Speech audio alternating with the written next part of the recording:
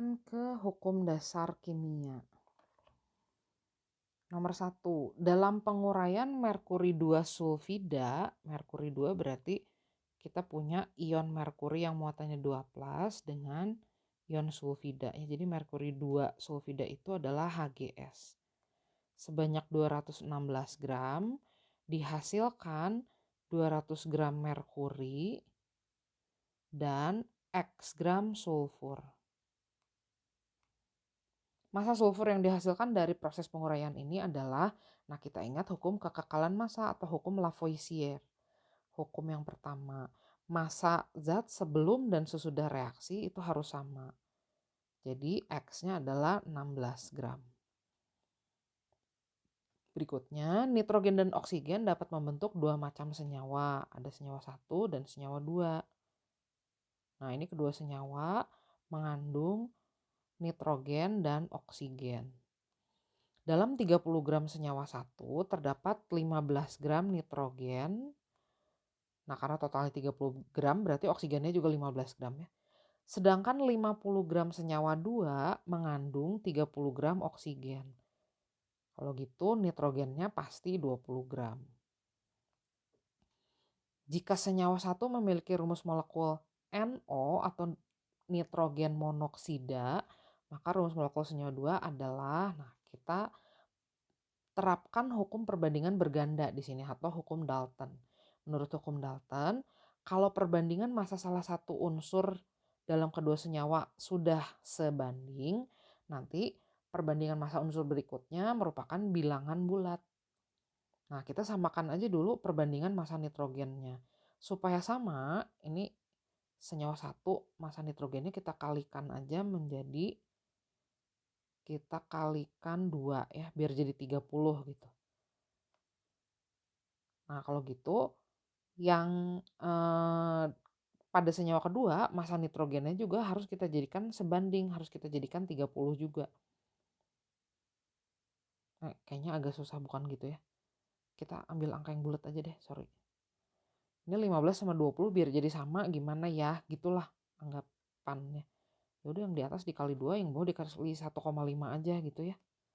Jadi nanti kan kita dapetnya 30 sama 30 juga gitu. Jadi 1:1. Perlakuan yang sama kita lakukan di unsur O-nya.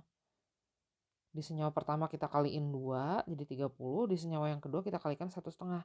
30 dikali 1,5 itu nanti jadinya 45 ya. Nah, kalau nitrogennya udah 1:1, nanti unsur O-nya juga perbandingannya bilangan bulat. Ini jadi 30:45. 30:45 kalau kita sederhanakan nanti jadi 2:3. Ini 30:30 berarti 1:1. Nah, nanti kita tentukan rumus molekul senyawa yang keduanya. Perbandingan N-nya udah 1:1. Jadi kalau di atas N-nya 1, di bawah juga N-nya 1. Nah, perbandingan oksigennya itu harus 2:3. Gitu. Jadi senyawanya NO2 sama NO3. Nah, atau kemungkinan yang lainnya bisa juga begini. Kalau kalau O-nya kita jadikan 1:1, nah ini pasti nanti N-nya jadi 3:2. Jadi bisa juga sih nanti senyawanya, kalau yang pertama NO, kan nggak boleh diganti ya. Nanti senyawa yang keduanya O-nya yang sama ya, O-nya sama-sama 1, N-nya jadi 3:2. Kalau mau gitu ya. Wah, ini a bit complicated. Ini jadi gimana ya? Oh, atau begini mungkin ya. N-nya kan 1:1.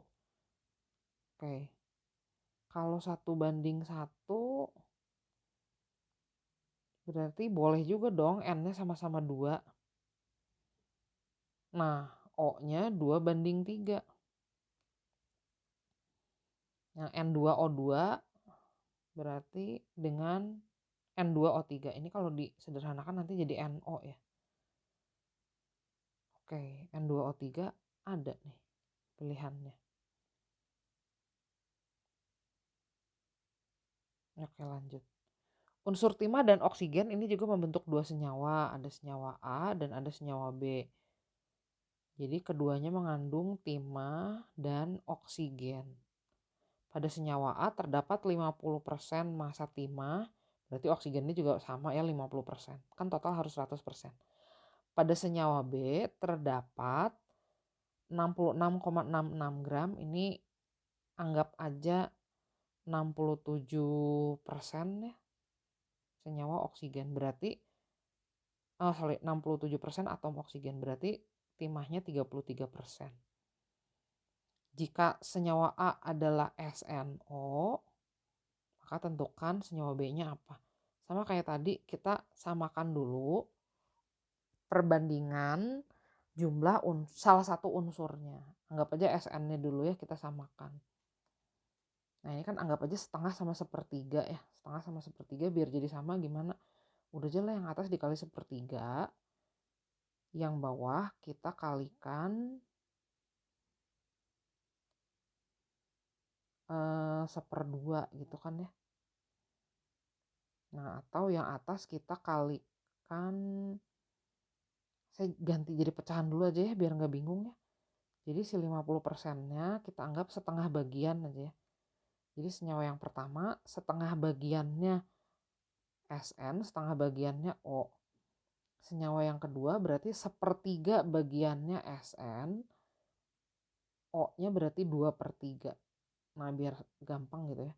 Sekarang kita akan menjadikan perbandingan setengah dan sepertiga jadi 1/1 gitu.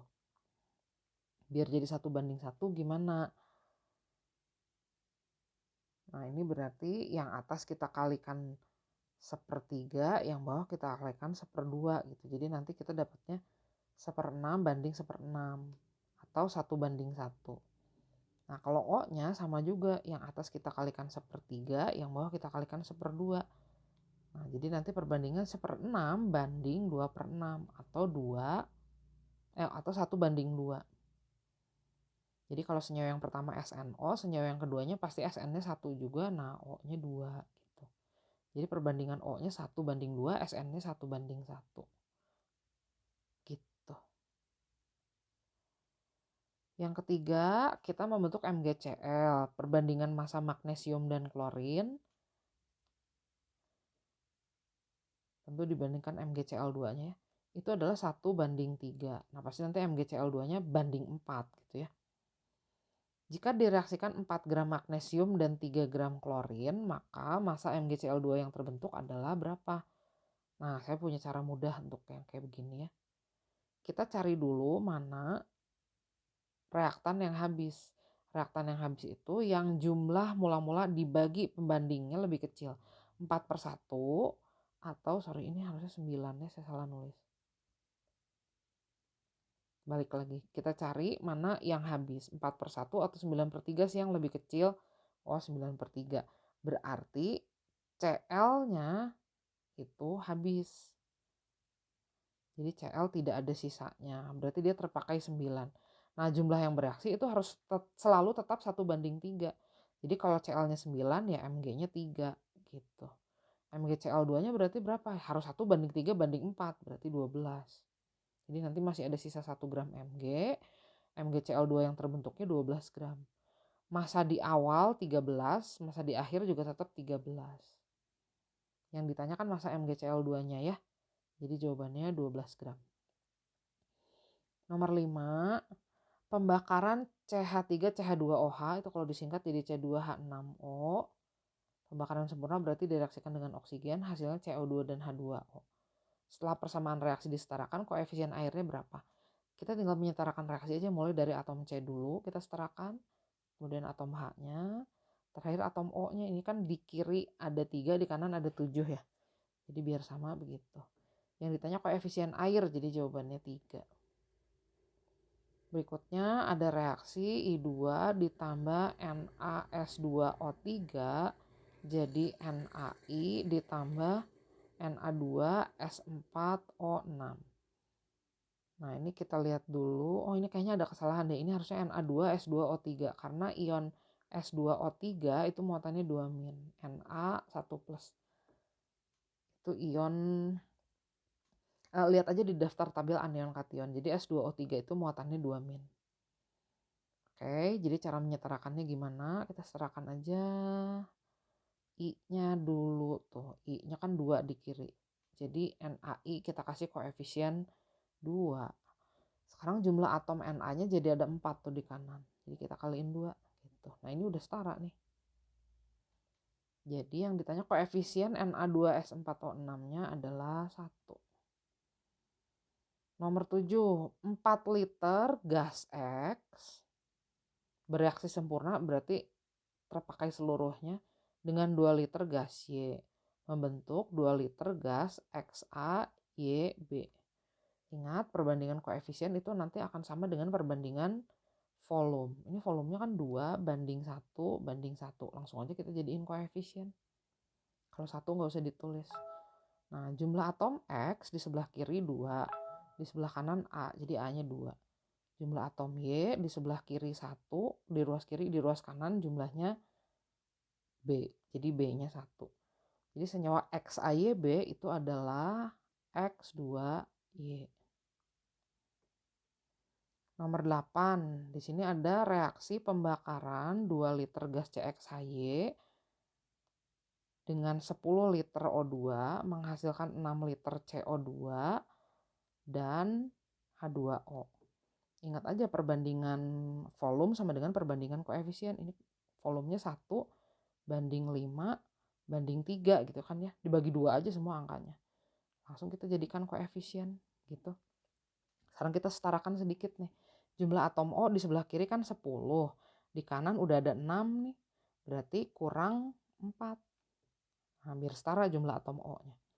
Karena koefisiennya 1, 5, 3, dan 4.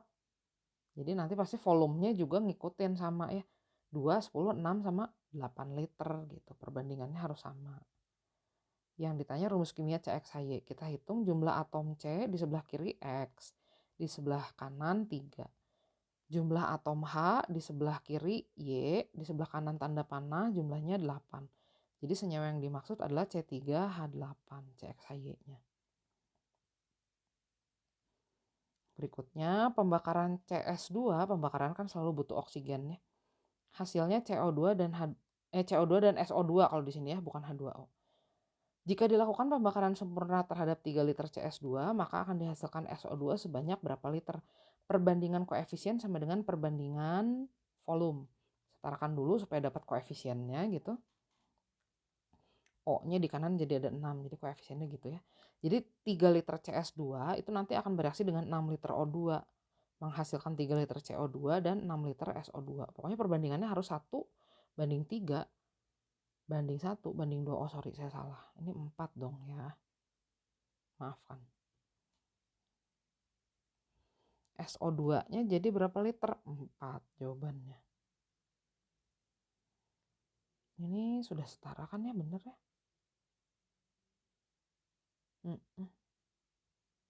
Oh, maaf, ini yang salah. O2-nya berarti yang enggak 6 dong ya, 3 kali lipat. Berarti 9. Gitu. Nomor 10. Ada 2 reaksi di sini ya. Ada pembakaran campuran. Campurannya mengandung CH4 dan C2H4. Pembakaran sempurna selalu begitu. Ini sebenarnya cuma saya tulis ulang aja ya. Biar agak lebih luas space-nya. Nah, si campuran CH4 dan C2H4-nya itu total 5 liter. CO2 yang dihasilkannya total 6 liter. Nah, ingat perbandingan koefisien sama dengan perbandingan volume. Jadi kita harus tahu koefisien dulu dong, setarakan dulu persamaan reaksinya. Nah, setelah itu kita misalkan aja ya volume CH4-nya X liter. Kalau gitu C2H4-nya pasti 5 min X liter. Karena kan kalau ditotalkan harus 5. Sesuai perbandingan, di reaksi pertama, kalau CH4-nya X liter, CO2-nya juga pasti sama X liter. Karena koefisiennya 1 banding 1. Terus kalau di reaksi kedua C2H4-nya 5 min X liter, berarti CO2-nya 2 kali lipat pasti ya. 2 dikali 5 min X liter. Atau 2/1 dikali 5 min X. Koefisien yang ditanya per yang diketahui kali angkanya. Nah sekarang kita jumlahkan, berarti volume CO2 di reaksi pertama X, di reaksi yang kedua 2 dikali 5 min X. Itu harus sama dengan 6 liter. Jadi X ditambah 10 dikurangi 2X sama dengan 6. Kita hitung X-nya, ternyata X-nya itu adalah 4. X tadi kita misalkan volume CH4. Jadi ternyata CH4 di campuran ini adalah 4 liter.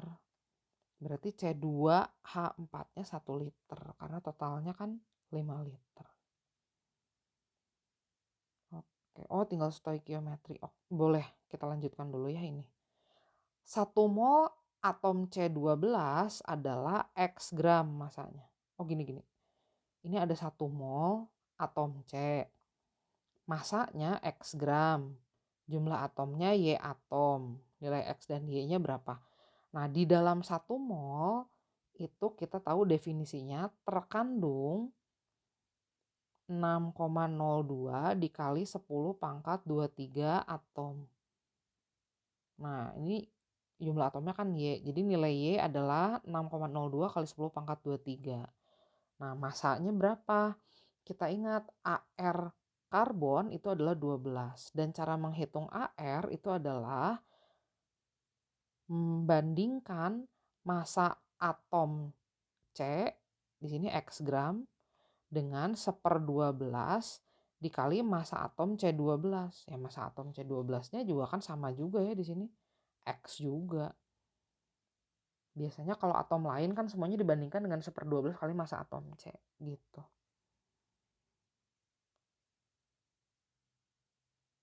Nah, ARC-nya 12. Kalau gitu nilai X-nya berapa gram? Bentar. Oh ini 1 mol. Kenapa jadi ribet ya? Kenapa jadi harus pakai ini? Maaf. Gini aja lah ya. Kan ARC 12. Molnya 1 mol. Ingat aja rumus ini ya. N itu adalah massa dibagi AR. Jadi 1 adalah massa, massanya X, AR-nya 12. Ya udah X-nya 12 gram. Oke. Berikutnya, jumlah mol hidrogen pada sekian molekul. Jumlah molekul itu adalah jumlah mol dikali bilangan Avogadro. Jumlah molekulnya 18,06 kali 10 pangkat 23. Nah, jumlah molnya berapa? Bilangan L-nya bilangan Avogadro segitu. Jadi jumlah molnya ya 3 mol ya. Berikutnya kita ditanya massa 600 atom CH4.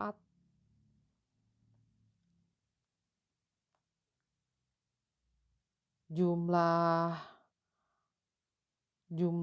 molekul itu adalah jumlah mol dikali bilangan Avogadro.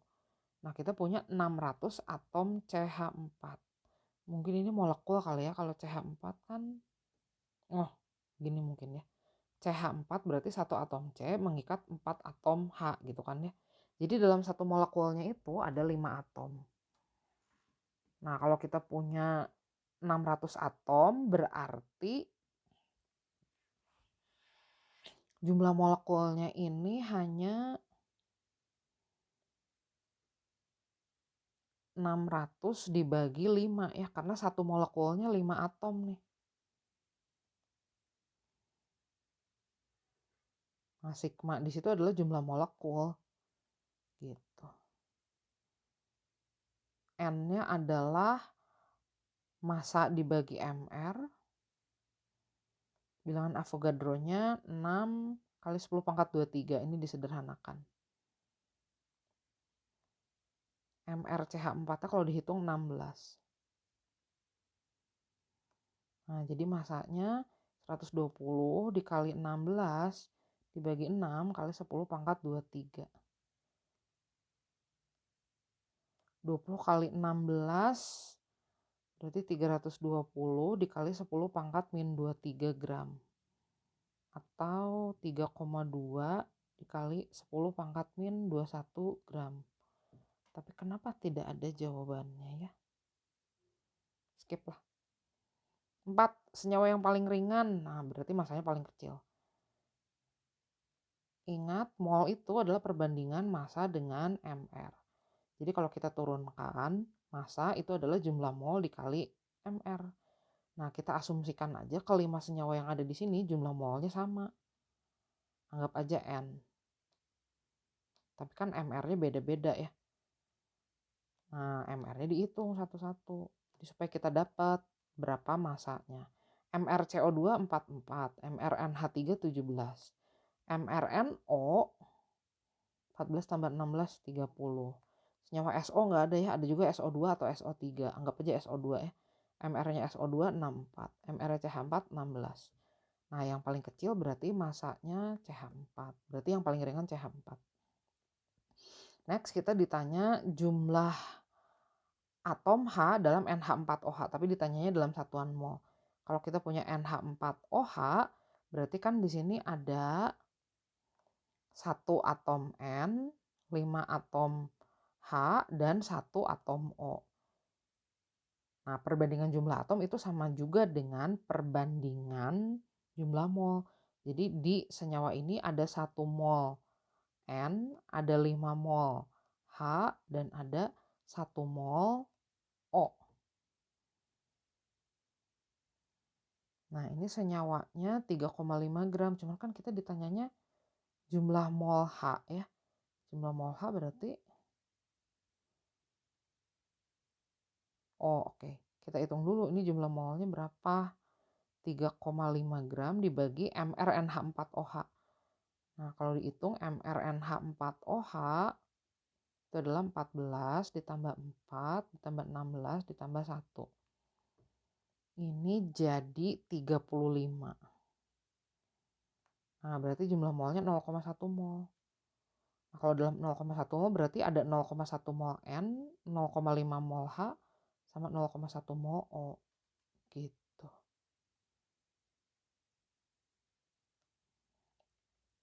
Berikutnya kita ditanya kadar hidrogen dalam H2SO4. Dalam satu molekul ini ada 2 atom H.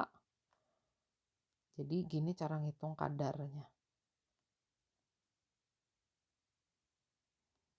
Kadarnya dalam persen ya, jadi dikali 100%. Jadi 2/98 kali 100%. Dan nanti dapat jawabannya. Kalau saya tebak ini kan hampir 2/100 lah ya, berarti ini ya 2/100 2%. Ya, yang mirip inilah ya. Next, konsentrasi larutan yang dapat dibuat dari 200 ml. Oh, kita ditanya konsentrasi 200 ml NaOH yang dibuat dengan melarutkan 4 gram NaOH dalam air. mRNaOH kalau dihitung 40 nanti ya. Kita mau ngitung konsentrasi. Konsentrasi adalah jumlah mol dibagi volume. Molnya adalah massa dibagi mR. Ini satuan massanya gram. Kalau kita mau jadiin miligram boleh jadi 4000 miligram. Kenapa saya rubah jadi 4000? Karena volumenya mililiter, jadi massanya harus miligram ya. mR-nya 40, volumenya 200. Gitu, jadi 100/200 mol per liter atau molar, 0,5 molar. Kok tidak ada jawabannya? Oh, enggak ding, bener. Oke, lanjut. Ke dalam HCl 100 ml, jadi volume awalnya 100 ml, 2 molar, molaritas awalnya berarti 2 molar, diencerkan menjadi 250 ml, berarti volume akhirnya jadi 250 ditambah 100. Ini maksudnya ditambahkan air 250 ml ya. Gitu. Nah, molaritasnya sekarang jadi berapa? Ingat, molaritas itu jumlah mol per volume. Jadi jumlah mol adalah molar dikali volume. Pada pengenceran tidak ada perubahan jumlah mol zat terlarut. Jadi mol awal pasti M1 kali V1 ya. Dilihat di sini nih. itu akan sama dengan mol senyawa terlarut di akhir. Kita masukkan molaritas pertamanya 2 molar, volumenya 100 ml. Molaritas keduanya tidak tahu, volume keduanya jadi 350 ml. Berarti molaritas keduanya adalah 200 dibagi 350. Atau ini bagi 5 aja lah ya. Bagi 5 jadi 4/7 molar. Nomor 9 kita mau menghitung konsentrasi dikonversi dari satuan persen. Langsung aja pakai persamaan ini ya. Persentasenya 48 kali 10 kali massa jenis dibagi mR HBR. Dihitung dulu nanti 81. Oke, dapat molaritasnya. Nomor 10 kita ditanya molalitas. Molalitas itu jumlah mol zat terlarut dikali 1000 per massa pelarut. Mol zat terlarutnya berarti jumlah mol NaCl. Jumlah mol itu kan massa dibagi dengan mR-nya. Ini molalitas kebetulan lambangnya M juga ya, tapi jangan ketukar sama massa. Makanya massanya saya tulis MASSA seperti itu. mRNaCl kalau dihitung 58,5. P di sini artinya massa pelarut, massa air 100 gram. Nah, jadi kalau dihitung ini jadi 1/10 kali 10, 1 mol. Oke, sisanya stoikiometri nanti saya lanjutkan di video berikutnya.